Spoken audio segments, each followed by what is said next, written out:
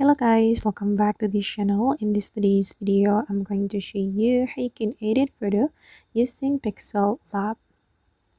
Okay, let's get into it guys. First of all, make sure you have installed Pixellab application on your mobile phone.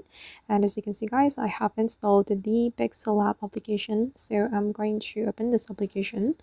And then I'm going to show you guys how we can edit our photo using this application. I'm going to import my photo here. So we can click on this menu and then we're going to select a photo we want to add it using Pixellab. For example, I'm going to choose photo from my gallery. So I'm going to choose from gallery. Okay, here I'm going to pick a random photo. For example, this one guys. Okay, and then we can choose the ratio for the photo.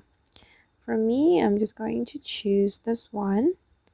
Okay, and then you can add tags to your photo if you want. For the text, for example, I'm going to type in me time like this, and you can change the font and change the size of the tags as well, or you can apply curve background, or it's up to you. Basically guys, we can use this Pixellab application to create like logo or tags creation, but we can also use this application to edit photo.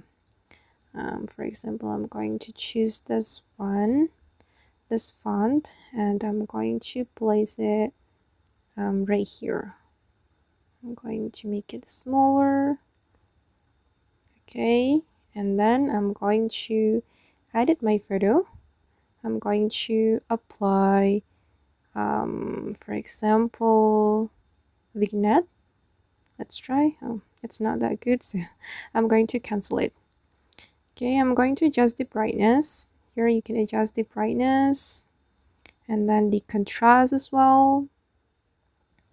Okay, and the hue.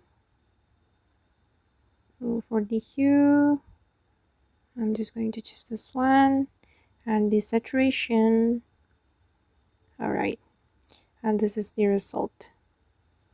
And if you want to save it guys, you can go to this menu like this, and you can save as project or save as image.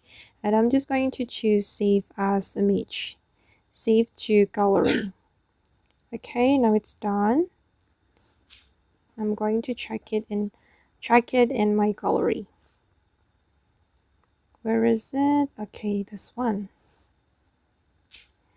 Okay guys, and that's all the way to edit photo using Pixellab. I hope this tutorial will be useful for you. Thank you so much for watching, and bye.